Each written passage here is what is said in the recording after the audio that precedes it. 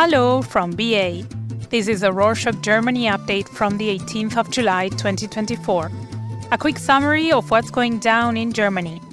The week began with President Frank-Walter Steinmeier signing the new controversial Climate Protection Act. The president delayed his signature until the very last moment.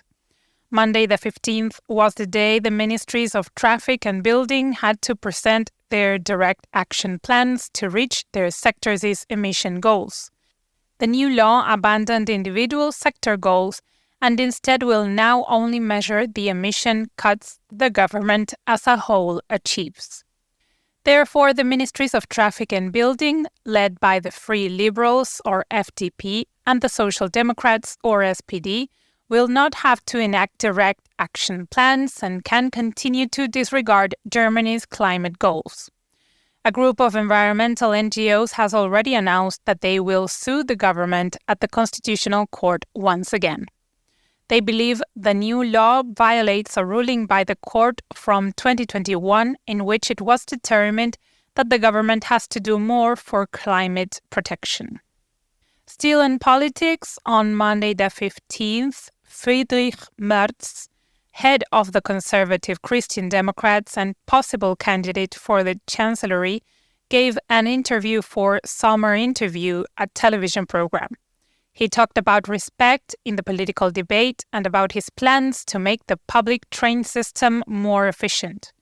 Merz said that he wants to fight hard in terms of content, but keep the culture of discussion respectful. That is interesting coming from someone who has made waves with several episodes of racist and xenophobic comments or harsh personal attacks on political opponents. His plans for the development of public transport follow a clear line: less supply and higher prices. He said that the national train company has to shrink its supply in order to become more efficient and be able to service the routes it already has instead of offering new routes. At the same time, he said that the 92 billion euros of needed investments into infrastructure should come from the consumers and commuters. Moving on, Nancy Faeser, Minister of the Interior, has announced that during the Olympic Games, border controls along the Franco-German border will continue. Along all other German borders, the border controls put into place during the Euros are going to be stopped. CDU and FDP had called for an expansion of the general border controls around German territory. Faeser pointed out the dramatic impact border controls would have on cross-border commuters and pan-European trade routes to justify her decision to open the borders again. On top of that, keeping the borders of one European country continuously closed is against EU laws. Moving on to economy. The cabinet has agreed on a final budget proposition for next year. Until the budget is passed, it still has to go through Parliament, where the MPs will be able to make considerable changes. The budget that the government has now agreed to doesn't cut as much expenses as many had expected. Nonetheless, the proposed budget contains several billions of cut expenses that won't be going into reviving the German economy.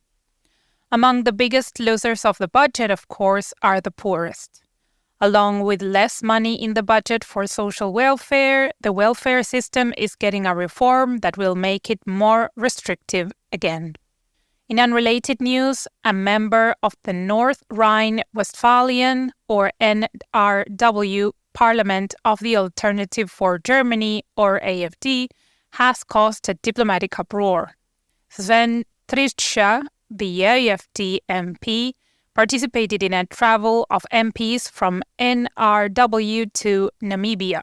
The travel's goal was acknowledging the German genocide of Herero and Nama.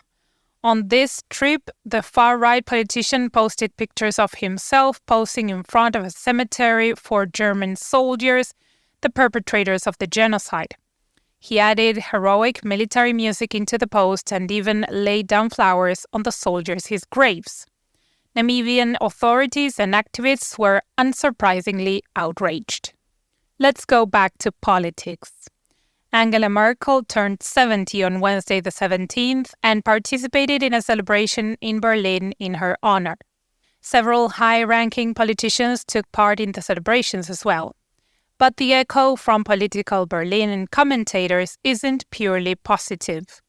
While of course there are many who chose to think back positively to the Merkel-Era, many others on all sides of the political divide have a lot of criticism of her. On the right, it's her handling of the so-called refugee crisis, while on the left, many accuse her of having done far too little to get Germany ready for the future with climate change. Speaking of politicians, Foreign Minister Annalena Baerbock of the Greens has just finished her visit to West Africa. On the Ivory Coast, she visited a training camp where elite German soldiers and policemen are training the military of the country. Just a couple of days before, in an interview on CNN, the minister ended speculations on whether she will run for the chancellorship. She answered with a clear no. To wrap up this update, the Bitcoin value crashed last Thursday when the Saxony State Police sold 50,000 Bitcoins, valuing around 3 billion euros.